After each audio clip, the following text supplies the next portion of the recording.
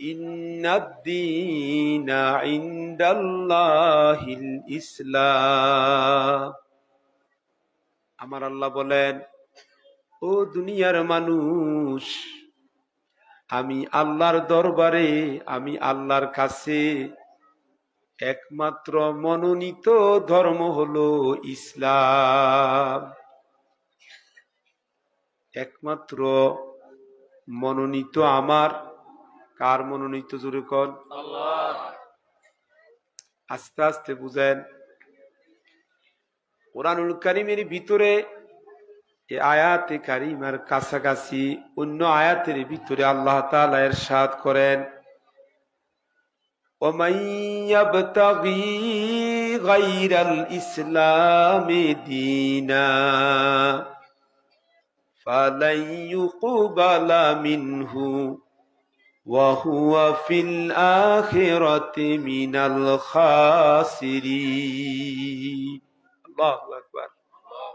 আল্লাহ ইরশাদ করতেছেন, যে সমস্ত মানুষেরা ইসলামের মতবাদ বাদ দিয়ে ইসলাম আল্লাহ তাআলার ধর্ম, আল্লাহ তাআলার শরীয়তের মাঝে যেই বিধানগুলো দান করছেন এগুলোকে বাদ দিয়ে দুনিয়ার কোন আবিষ্কৃত মানুষের মতবাদে যদি ওই মানুষ চলে, যেই কোনো অন্য মতবাদ, অন্য কোন ধর্মের আদর্শ নিয়ে চলে, সেই কাজগুলো আল্লাহ তাআলা কখনো ওই বান্দা বান্দির কাছ থেকে কবুল করবেন না। বরং ওই ব্যক্তি, ওই সমস্ত মানুষগুলো, যুবক যুবতী নরনারী, তারা আখিরাতে পরকালে তারা জাহান্নামী। চিল্লায়ে কোন নাউজুবিল্লাহ। ভাইরা আমার, সংক্ষিপ্ত একটু আয়াতে কারিমার অনুবাদে আমরা এতটুকুন কথা বুঝতে পারলাম, আমাদের আল্লাহ তাআলা ধর্মের ব্যাপারে, দ্বীনের ব্যাপারে, শরীয়তে এলাহিয়াতের ব্যাপারে একমাত্র সীমাবদ্ধ করে দিয়েছেন আল্লাহর কাছে গ্রহণযোগ্য শরীয়ত এলাহিয়া, দ্বীন একমাত্র, সেটার নাম কি? জোরে কোন? ইসলাম। আরো জোরে চিল্লায়ে এখন কি? ইসলাম। আস্তে আস্তে বুঝেন। যদি বুঝে থাকলে বলেন, আমরা যারা মুসলমান ইসলাম কবুল করেছি কার দয়ায়? আল্লাহর দয়ায়। কথা কন না, কার দয়ায়? মুসলমান হইয়া আমরা খুশি না বেজার? প্রিয় ভাইয়েরা আমার, আস্তে আস্তে সুন্দর করে কথা শুনেন। ছোট্ট ছোট্ট কোরআনের পাখিরও এখানে বসা আছেন। আপনারা একদিন হয়তো দেখবেন বড় একজন বক্তা হয়ে যাবেন।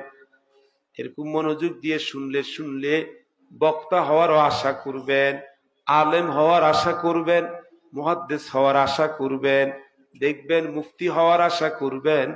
আল্লাহ তাআলা আপনাদের মাসুম বাচ্চাগুলোর দোয়াও আল্লাহ কবুল করে নিবেন। আলহামদুলিল্লাহ। কি ভাই ছাত্ররা, আল্লাহ দোয়া কবুল করবেন না? দোয়া কবুল করেন। আপনারা কি ভালো বক্তা আলেম হইতে চান না? ছাত্ররা কথা বলেন, চান কি না? চান। আলহামদুলিল্লাহ, আল্লাহ আপনাদের দোয়া কবুল করুক, আমিও দোয়া করি। এই জন্য আপনারা খুব ভদ্রতার সাথে কথাগুলো শুনবেন। আসুন, বলতেছিলাম প্রিয় ভাইরা, তাহলে দেখেন, ইসলাম এমন একটা ধর্ম যেটা আল্লাহ তাআলা আমাদেরকে নিয়ামত দিলেন। ইসলামকে আল্লাহ তাআলা আল্লাহর শ্রেষ্ঠ মুকাম্মাল নিজামে হায়াত হিসেবে ঘোষণা দিলেন। আল্লাহর কাছে মতবাদ, কোনো মতবাদ গ্রহণ করা হবে না। যেই সমস্ত মানুষেরা মুসলমান হওয়া সত্ত্বেও নামের মুসলমান, কিসের মুসলমান?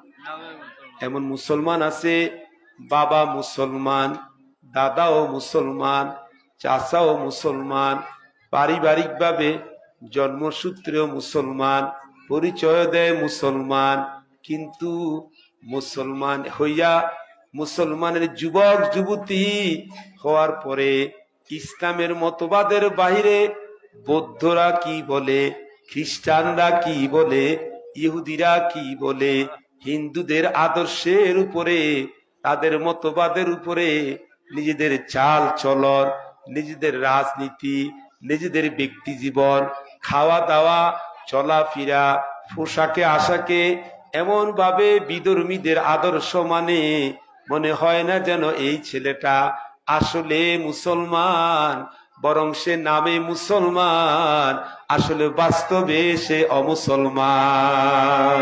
কথা বল ঠিক কিনা? কারণ হাদিসটা দেখেন, আল্লাহ তাআলার নবীজি স্পষ্ট করে বলেছেন, মান তাশাব্বাহা বিকাউমিন ফাহুয়া মিনহুম।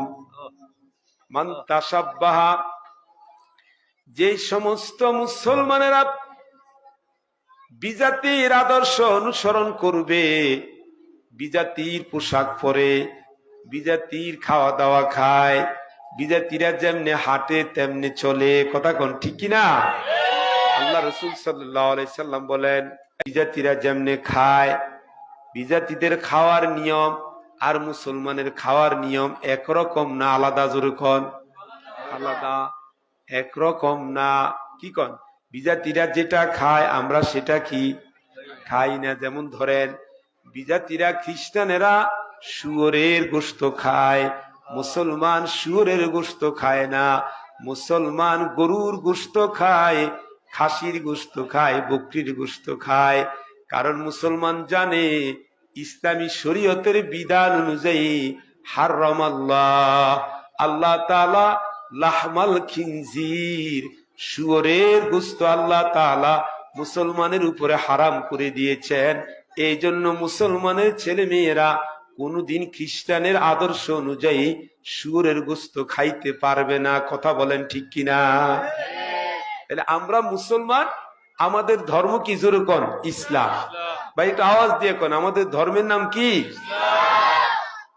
দুনিয়াতে ইসলামী আদর্শের উপরে চলতে গেলে, চলার কথা বললে অনেকে দেখবেন একটু মনটা, চেহারাটা একটু কালো হয়ে যায়। মুসলমানের মধ্যে এমন মুসলমান আছে না নাই? জোরে কোন, জোরে জোরে কোন, আছে না নাই? আছে। এরে কেমন কথা? আপনি দেখেন প্রিয় ভাইয়েরা আমার, আমরা যারা দুনিয়াতে আজকে আল্লাহ আমাদেরকে বাঁচায় রেখেছেন, আমাদের মুরব্বীরা অনেকে তো আর দুনিয়াতে নাই, আসেনি কন্যা? নাই।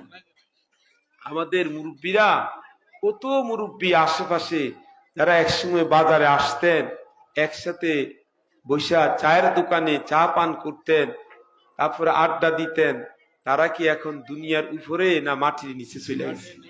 তাহলে বলেন তো, কবরে যাওয়ার পর যে কয়েকটা প্রশ্ন করা হবে সবাই তো জানেন নাকি? এই দেখেন, খেয়াল করে শুনেন, যে তিনটা প্রশ্ন করা হবে, ওই তিনটা প্রশ্নের মধ্যে দেখেন, এক নাম্বার প্রশ্ন, মার রব্বুকা, তোমার রব কে? সেখানে আপনাকে আমাকে সবাইকে উত্তর দেওয়া লাগবে, রব্বি আল্লাহ। এরপরে প্রশ্ন করা হবে, ওয়ামা দীনুকা, তুমি দুনিয়ার ভিতরে কোন দিনের উপরে, কোন ধর্মের উপরে, কোন আদর্শের উপরে চলেছিলা? প্রশ্ন হইবে নি কন্যা? তাই একটু জবান খুলা কথা কন্যা। এটা কত নং? দ্বিতীয় নং প্রশ্ন। আর সুয়ালুস সানি, দ্বিতীয় নম্বর প্রশ্ন, কোশ্চান, যে ওমা দীনুকা, তুমি দুনিয়াতে যে কয়দিন হায়াত পাইছো, তোমার যে আমি আল্লাহ সুস্থতা দিলাম, বুঝ দিলাম, তোমার জ্ঞান দিলাম, তোমার জীবনে তোমার যে কয়দিন হায়াত রাখছি, ওখানে তোমার পরিবার চালাইছো কোন আদর্শে? তোমার যে অর্থনীতি, তোমার বাজারের ব্যবসা হালাল করছো না হারাম খাইছো? তোমার যৌবনকাল কেমনে কাটাইছো? ইসলামের উপরে না ইহুদি নাসারারা যেমনে চলছে ওইভাবে চালাইছো? তোমার যে অর্থনৈতিক জীবন, তোমার যে জীবনের ক্ষেত্রে পলিটিক্যাল জীবন, তোমার রাজনৈতিক জীবন তুমি কেমনি চালাইছো? তোমার রাজনীতিটা কার থেকে গ্রহণ করছো? তুমি তো মনে করছিলা মনে হয় এমনি এমনি দিনটা পার হয়ে যাইব না, আজকে তো কবরে আইসা গেলা, কবরের 3.5 হাত মাটির নিচে আজকে যে প্রশ্ন করা হবে মুনকারে নাকির, বলো এখানে ওমা দীনুকা, তুমি দুনিয়াতে কোন দিন, কোন দিনের উপরে ছিলা? সে সময় কিন্তু আমাদের সবাইকেই একটা উত্তর দেওয়া লাগবে, দীনি আল ইসলাম। ও আল্লাহ, ও ফেরেশতা, আমি তো দুনিয়ার মধ্যে যেই কয়দিন হায়াত পাইছি আমার সব কিছু আমি ইসলামী আদর্শের উপরে ছিলাম। এ উত্তর দেওয়া লাগবে না লাগবে না? জোরে কোন তো, সবাই জোরে কোন, লাগবে কি লাগবে না? আর এই উত্তরটা যদি দিতে না পারে, এই উত্তরটা যদি দেওয়ার সুযোগ না হয় কারো জীবনে, কবরের মধ্যে তার ফিডের চামড়া থাকবো নি? কি মুরব্বীর একটু কথা কন না?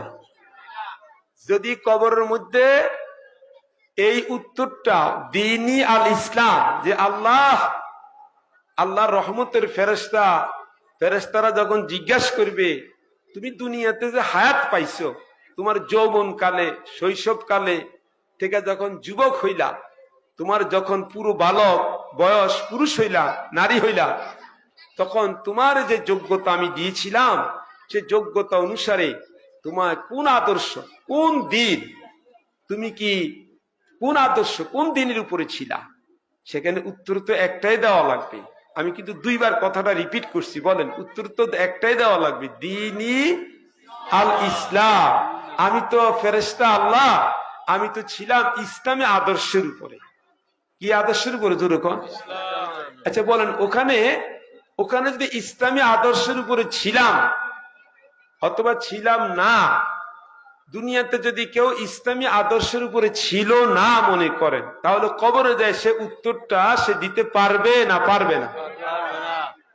দেখছেন কত বড় জটিল বিষয় ভাই, কত বড় কঠিন বিপদ। এই জন্য আয়াতে কারিমার ভিতরে দেখেন আল্লাহ রাব্বুল আলামিন ইরশাদ করেন, ইয়া আইয়ুহাল্লাযীনা আমানুত্তাকুল্লাহা হাক্কা তুকাতিহি ওয়া লা তামুতুন্না ইল্লা ওয়া আনতুম মুসলিমুন। আল্লাহ তাআলা বলেন, সাবধান ও দুনিয়ার মানুষেরা, তোমরা আমি আল্লাহ তাআলার কবরে মুসলমান না হইয়া কেউ আইসো না। সাবধান, কি না হইয়া আইসো না? কন্যা মুসলমান নয় কিন্তু আইসো না। আমরা মুসলমান হইয়া কবরে যাইতে চাই না? চাই না? জোরে কর।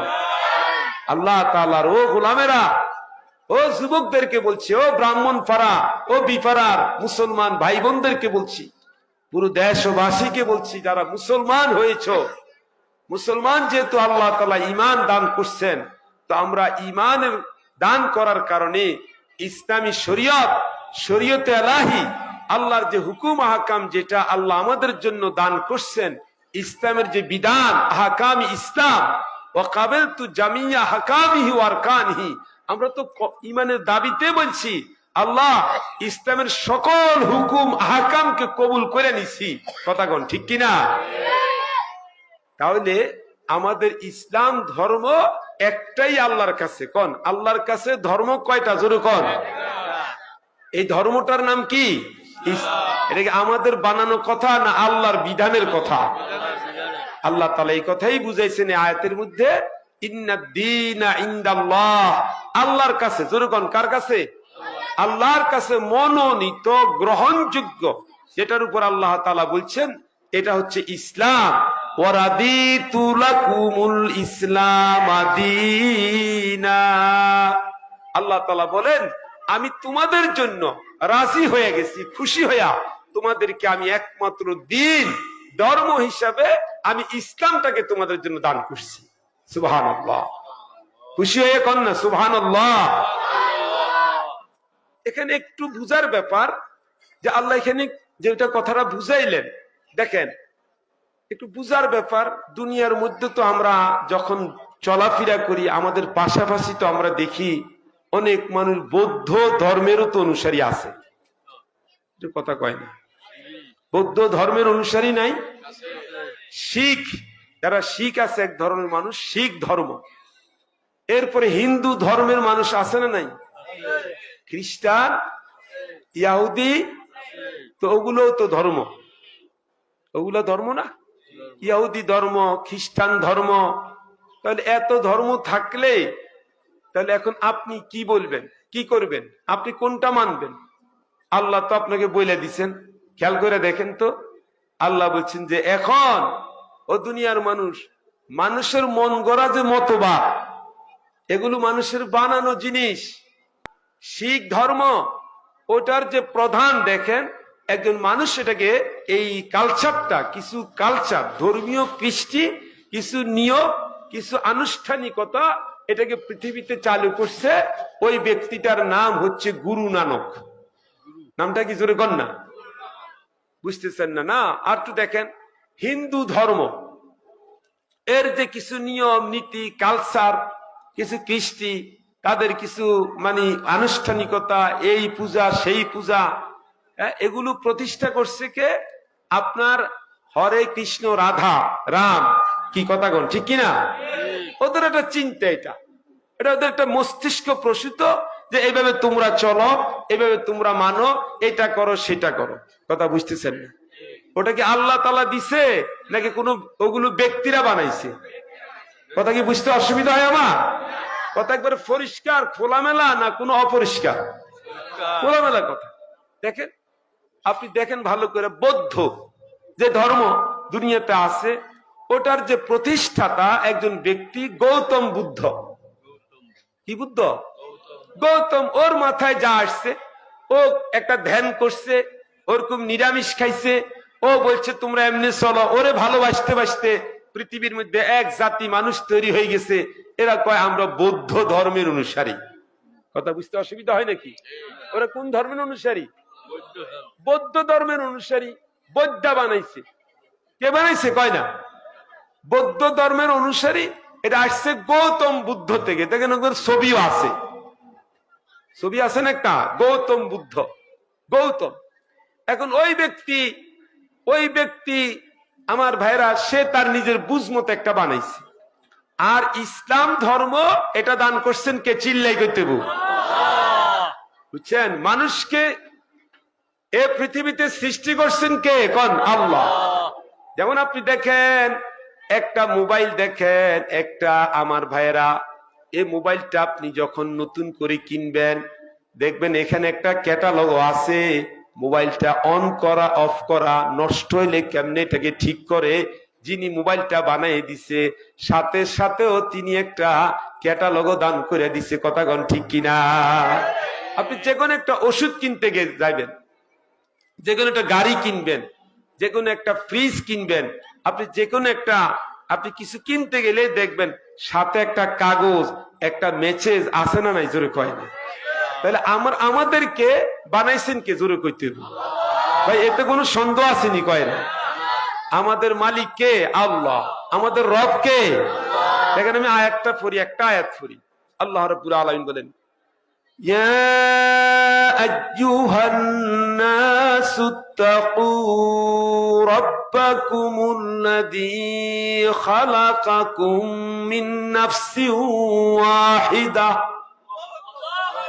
হে মানুষ, তুমি কি মুসলমান হইছ না অমুসলমান এটা পরের কথা। আগে মানুষ, তুমি আল্লাহরে ভয় করো। কেন ভয় করবা না? আমি আল্লাহ তাআলা তোমাদের সবাইকে সৃষ্টি করেছি একজন আত্মা থেকে। প্রথম একটা আত্মা, তিনি কে? আদম। প্রথম মানুষটাকে যেরকম না, ওয়া খালাকা মিনহা যাওজাহা, আর আদম আলাইহিস সালাম থেকে আমি বাহির করছি ওনার সহধর্মিনী অর্ধাঙ্গিনী স্ত্রী হাওয়া। ওনার নাম কি? ওয়াবাসসা মিনহুমা রিজালান কাসীরান ওয়া নিসা। এই দুইজনের মাধ্যমে, এই দুইজন, একজন আদম আর একজন কি? হাওয়া, এই দুইজনের মহামিলনে আস্তে আস্তে করে গোটা পৃথিবীতে এই পর্যন্ত কোটি কোটি কোটি নর নারী, রিজালান কাসীরান ওয়া নিসা, হাজার কোটি কোটি পুরুষ, হাজার কোটি কোটি মহিলা নারী বানাইছে কে? জোরে কইতে হবে আল্লাহ। দেখছেন কেমন আল্লাহ? তাহলে আমাদেরকে সৃষ্টি করছেন কে? গৌতম বুদ্ধরে সৃষ্টি করছে কে? হরে কৃষ্ণ রাধা কালী যাই বলেন তাকে সৃষ্টি করছে কে? আল্লাহ। স্রষ্টাকে? কন্যা তারাও তো কয় স্রষ্টাকে। তাহলে এখন যিনি মূল স্রষ্টা, যিনি মালিক, যিনি খালেক, যিনি রব, যিনি আমাদের জন্য আকাশ থেকে পানি বর্ষণ করান, যিনি আমাদের জন্য ফিশারিতে মাছের ব্যবস্থা করে দিচ্ছেন, যিনি আমাদের জন্য ক্ষেতের মধ্যে খাওয়ার আপনার রিজিকের ভাতের ব্যবস্থা করে দিছেন, যিনি আমাদের জন্য নারিকেল গাছের ডাবের ব্যবস্থা করে দিছেন, যিনি আমাদের জন্য শীতকালে খেজুরের রসের ব্যবস্থা করে দিছেন, যিনি আমাদের জন্য এত বড় আপনার সাগরের মধ্যে ইলিশ মাছের ব্যবস্থা করে দিছেন, তিনি তো আমাদের খায়, তিনি তো আমাদের মালিক, তিনি তো আমাদের রব, তিনি তো আমাদেরকে চলার একটা ক্যাটালগ দিছে, নিয়ম দিছে, চলার বিধি বিধান দান করছেন। সেই ক্যাটালগটাই তো হচ্ছে আহকামে শরীয়ত, সেটার নাম হচ্ছে ইসলাম। সেই ইসলামের একমাত্র লেটেস্ট কিতাব হচ্ছে আল কুরআন। জোরে কোন সুবহানাল্লাহ বিহামদিহি। বুঝে থাকলে বলেন। প্রিয় ভাইয়েরা আমার, এবার আপনারা বুঝে থাকলে বলেন, বৌদ্ধ ধর্মের প্রধান গৌতম বৌদ্ধ, এটা একটা মতবাদ। এটা একটা কি? এটা একটা মতবাদ। প্রিয় ভাইয়েরা আমার, শিখ একটা মতবাদ, হিন্দু একটা মতবাদ। এই মতবাদ গুলো মানুষের ব্যক্তিগত চিন্তাধারা থেকে এগুলো বাইর হইছে, জানেন না, এগুলো বাইর হইছে। কিন্তু আল্লাহ রাব্বুল আলামিন আমাদের ক্যাটালগ দিলেন। আমার ভাইয়েরা দেখেন, আমাদের ধর্ম হলো ইসলাম, আর ইসলাম ধর্মের প্রধান হলেন মুহাম্মাদুর রাসূলুল্লাহ সাল্লাল্লাহু আলাইহি ওয়াসাল্লাম। খুশি হয়ে কন্যা সুবহানাল্লাহ। ইসলাম ধর্মের প্রধান গৌতম বুদ্ধের মতো না মুহাম্মাদুর রাসূলুল্লাহ? আর জোরে কয় না কে? মুহাম্মাদুর রাসূলুল্লাহ সাল্লাল্লাহু। দেখছেন কত বড় পার্থক্য? তাইলে আমরা ইসলাম পাইয়া খুশি না বেজার? জোরে কোন। আমরা শুধুমাত্র জীবনের সব ক্ষেত্রে ইসলামের আদর্শ নিয়ে বাঁচতে চাই, ইসলামের আদর্শের উপরে চলতে চাই। এই চলার ক্ষেত্রে আল্লাহ তাআলা যত কথা কোরআন ও হাদিসে আছে সে অনুযায়ী চলতে চলতে আল্লাহ তাআলা যেন ঈমানের সাথে আমাদেরকে কবরে যাওয়ার তৌফিক দান করেন। জোরে কোন আমিন। তাহলে কি বুঝছেন? আমাদের ধর্মের নাম কি? এটা কি শুধু আমাদের ধর্ম না, এটা আল্লাহর মনোনীত ধর্ম। আর বাকিগুলা মানুষের কি? মতবাদ। জোরে কয় না, বাকিগুলা মানুষের কি? মতবাদ। এখন কি বুঝছেন? যে আমরা যে আমাদের সমাজে বিগত 15টা বৎসর পর্যন্ত কিছু মুসলমান নামধারী আমাদের প্রিয় ভাইয়েরা আমাদেরকে শিখাইতে চাইছিল। একটা কথা শুনেন, প্রায় সময় আমাদের কানে একটা কথা আওয়াজ আসতো, বলতো যে ধর্ম যার যার, উৎসব সবাই। এত কথা বলার পরে কিছু তো করলেন না আপনারা? ধর্ম যার যার, উৎসব সবাই নাকি? আপনার ধর্ম কয়টা? আল্লাহর কাছে মনোনীত ধর্ম কোনটা? আল্লাহর কাছে যেটা শুধু একমাত্র সীমাবদ্ধ, একমাত্র ধর্ম আল্লাহর কাছে। বুঝছেন নি বিষয়টা আপনারা? আল্লাহর কাছে শুধুমাত্র কেবলমাত্র একটাই ধর্ম। কোনটা সেটা কোন? তাহলে ইসলাম ছাড়া অন্যটাকে আল্লাহ তাআলা ধর্ম হিসেবে মানতে রাজি না। ওটা মতবাদ। কোন? ওটা কি? ওটা একটা আদর্শ, একটা আনুষ্ঠানিকতা, কৃষ্টি, কিছু কালচার, কিছু মানুষের চিন্তা প্রসূত, এগুলো এরকম জিনিস। হ্যাঁ, তারা তাদেরটা নিয়ে চলতেছে। আমরা তাদেরকে কোনো কাজে, তাদের অনুষ্ঠানে, তাদের পূজায় সাবধান, আমরা কোনোভাবে বাধার সৃষ্টি করছি না। কথা কি ঠিক আছে কিনা? জোরে কয় না। আর যেরকম আমরা কি বাধা দিচ্ছি না? আমরা তাদেরকে বাধা দিচ্ছি না, কিন্তু বিষয়টা বুঝার ব্যাপার আছে। বিষয়টা আপনাকে বুঝতে হবে। আমরা মুসলমান, আমরা কি মাছ খাই না কাসিম খাই? তো কাসিম খান আমনে, যেহেতু ধর্ম যার যার, উৎসব সবাই। ধর্ম যার যার, উৎসব কি? আরে ভাই, আপনি বুঝেন? আপনি কি বুঝেন যে একজন মুসলমান, দেখেন আস্তে আস্তে শুন, একজন মুসলমান গরু জবে করে, খাসি জবে করে, তারপর হাঁস জবে করে। একজন অমুসলমান, একজন বৌদ্ধ, একজন তারপরে হিন্দু, সে কি কোনো গরু খাসি সে কি জবে করে? বুঝতেছেন না আপনারা? জবে হয় কার নামে? আল্লাহু আকবার। বলতে পারতেছেন না? আল্লাহ তাআলা বলেন, তোমরা যে প্রাণীটা খাবা এটা হালাল হওয়ার জন্য ইল্লা মা যাক্কাইতুম, জবে করা শর্ত না? শর্ত না? আর জোরে কইতে তাহলে জবে করার সময় কি পড়তে হয়? বিসমিল্লাহে আল্লাহু আকবার। কার নামে জব?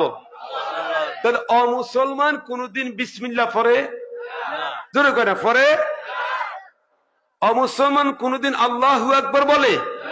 তাহলে অমুসলমানের জবে করা প্রাণী, অমুসলমানের জবে করা খাসি, অমুসলমানের জবে করা মুরগির গোশত, অমুসলমানের জবে করা হাঁসের গোশত, এটা কোন মুসলমান খাইতে পারবে?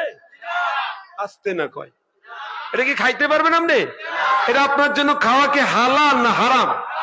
কেন? এটা জবে, বুঝতেছে না কথা, এটা কি জবে হয়েছে? কারণ জবে হওয়ার জন্য, জবে হওয়ার জন্য শর্ত হলো কি? আল্লাহর নামে কি করতে হবে? তাহলে কোন মুসলমান তো জীবন, কোন অমুসলমান তো কোনদিনও সে বিসমিল্লাহ আল্লাহু আকবার বলবে না। সেজন্য আপনি অমুসলমানের জবেকৃত খাবার আপনি ওই যেটা, সেটা আপনার জন্য যে গরুর গোশত হালাল ছিল, সেটা যদি খাইতে হয় আপনি একজন ভালো মুসলমান দিয়ে জবে করতে হবে। কথা কোন ঠিক কিনা? ব্যাপারটা বুঝার চেষ্টা করেন। তাহলে ধর্ম যার যার, উৎসব সবাই। হ্যাঁ, তাহলে ওরা যে প্রসাদ বানায় ওটা আমনো খাইলেন কি ভাই? বুঝতেছেন নি? আপনি কিন্তু কাছে এসে বসেন না ভাইয়া, একটু বসেন। আপনি আপনি বুঝছেন কথাটা? প্রসাদ ওনারা বানাইছে ওনাদের ধর্মীয় অনুষ্ঠানের জন্য। কথা কোন ঠিক কিনা? ওরাটা ওনাদের জন্য খাবে, সেটা তারা খাবে, আপনি খাবেন কেন? আপনার কোন ঈদের অনুষ্ঠানে, ঈদুল আজহা কোরবানির অনুষ্ঠানে কোন হিন্দু ভাইরা আইসা আপনার গরু জবে করার জন্য আসে? কথা কয় না, আসে নাকি? ওরা কি ঈদগাহের মধ্যে আসে? তো মুসলমানের ছেলেরা হিন্দুদের পূজা পার্বণে যায় না? যায় না। কেন যাবে তারা? কেন যাবে? ওরা বলছে, ওরা এত অসন্তুষ্ট হয়, ওরা বেজার হয়, ওরা বেজার। হ্যাঁ, যদি ওদের কোনো নিরাপত্তার সমস্যা হয়, নিচে কোনো নিরাপত্তার বিঘ্নিত হইতে পারে, তাদের অনুষ্ঠানে কোন রকমের তাদের নিরাপত্তা বিঘ্নিত হইতে পারে, সেখানে সরকারি ভাবে প্রোটেকশন থাকবে, কোন মানুষ পাহারা দিবে, সেটাতে কোনো অসুবিধা হইতে কি পারে যদি তারা মাইনে নেয়, যদি তারা এটা খুশি থাকে, সন্তুষ্ট থাকে, তাদেরকে বেজার করার কোনো দরকার। আমার কথাটা কি পরিষ্কার বুঝতেছেন কিনা? আমি শুধু আমার মুসলমান ভাইদেরকে বলছি, ইসলামের অনুসারী ভাইদেরকে বলছি, আল্লাহর কাছে একমাত্র গ্রহণযোগ্য এবং আল্লাহর কাছে সীমাবদ্ধ দিন একটাই, সেটার নাম কি? জোরে কন। তাহলে ধর্ম যার, উৎসব তার। কথা কয় না? ধর্ম যার, উৎসবও কি? কারণ আমার ধর্মের নাম কি? এখনো বোবার মতো বসে রয়েছে। আমার ধর্মের নাম কি? আমার ধর্মের মধ্যে অনুষ্ঠান নাই? কি অনুষ্ঠান আছে? ঈদুল ফিতর আছে না নাই? লাইলাতুল কদর আছে না নাই? সপ্তাহে জুমার দিন আছে না নাই? আকিকা অনুষ্ঠান আছে না নাই? কোরবানির অনুষ্ঠান আছে না নাই?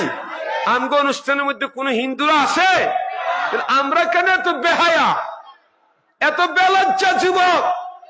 আর কেমনি চিল্লাই কইতাম? এত বেলজ্জা মুসলমানের যুবক হিন্দুদের অনুষ্ঠানে গিয়া তাদেরকে মনে কষ্ট দেয়। কথা কন ঠিক কিনা? তোমার ধর্ম কি তোমার কাছে পছন্দ হয় না? তুমি তো কবরে যাওয়ার পরে তোমাকে আল্লাহ তাআলার ফেরেশতা জিজ্ঞাসা করবে, ওমা দীনুকা, তুমি কোন আদর্শের উপরে ছিলামিয়া দুনিয়াতে? আল্লাহর কাছে সেদিন জবাব দিতে হবে, দীনি আল ইসলাম, আমার দিন, আমি একমাত্র দুনিয়াতে আদর্শ একটাই ছিলাম, সেটার নাম হচ্ছে ইসলাম। সেটার নাম কি? প্রিয় ভাইয়েরা আমার, এখন আপনি যদি দুনিয়ার জিন্দেগিতে ইসলামী আদর্শের বিরোধিতা করেন, ইসলামী আদর্শ, ইসলামকে দিন মানলেন না, আপনি বলেন কবরে গিয়ে আমি দিন ছিলাম ইসলাম, দুনিয়ার মধ্যে আমি ইসলামের উপরে ছিলাম, এই কথা কবরে বলা যায়? কবরে বলতে কি পারবে? পারবে না। প্রিয় ভাইয়েরা আমার, এবার দেখেন আরেকটা দিক দেখেন, কিছু কিছু মুসলমান আমাদের ভুলগুলো ধরাই দিচ্ছে। আমরা অনেক মুসলমান মসজিদে নামাজ পড়ি, পাঞ্জাবি গায়ে দে, হজও করি, মাশাআল্লাহ, মসজিদ মাদ্রাসায় দানও করি, কিন্তু আমরা আমাদের ধর্মটাকে ওই বৌদ্ধ ধর্মের মতো, শিখ ধর্মের মতো, হিন্দু ধর্মের মতো অনেকে আছে মুসলমান না বুঝা শুধু নিছক একটা ধর্মই মনে করে। আপনারা দেখেন তো আমার ভাইয়েরা, বৌদ্ধ ধর্মের প্রধান গৌতম বুদ্ধ শুধু একজন ধর্মীয় নেতা। আমার ভাইরা, শিখ ধর্মের নেতা গুরু নানক, সে একজন ধর্মের নেতা। আর আপনার আমার নবী, আমার আপনার ইসলাম ধর্মের প্রধান, তিনি শুধু ধর্মীয় নেতা নয়, তিনি রাষ্ট্রেরও নেতা। জোরে কোন সুবহানাল্লাহ। বুঝে আসছেন কথাটা? তাহলে আপনি যদি রাসূলের উম্মত হন, না আপনি যদি রাসূলের উম্মত হন, কার উম্মত? জোরে কোন, আরো জোরে কোন। রাসূলের উম্মত কি নাম? আমরা মুহাম্মাদুর রাসূলের উম্মত পরিচয় দিয়া কবরে যাইতে রাজি তো ইনশাআল্লাহ? কারা রাজি? দুই হাত জায়গায় দেখাই তো। আল্লাহু আকবার। আল্লাহ হাত নামাই ভাইরা।